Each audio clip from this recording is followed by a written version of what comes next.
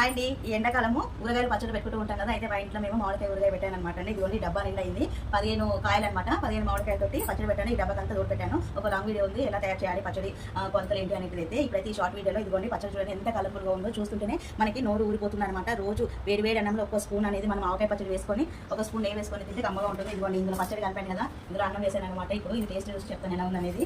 So ఇదే మనకి main అనమాట.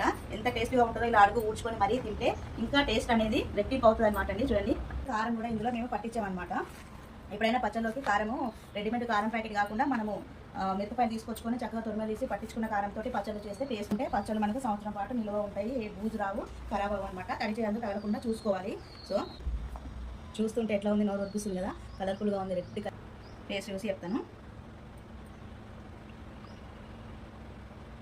అన్నీ అయితే చాలా కరెక్ట్గా సరిపోయాయి. కొంచెం ఉప్పు తక్కువ ఉన్నట్టు అనిపించింది. కొంచెం మళ్ళీ కలుపుకుంటే సరిపోతుంది. ఆ పువ్వు పెట్టుకుని ఉంటుందండి. ఇది వీడియో నచ్చితే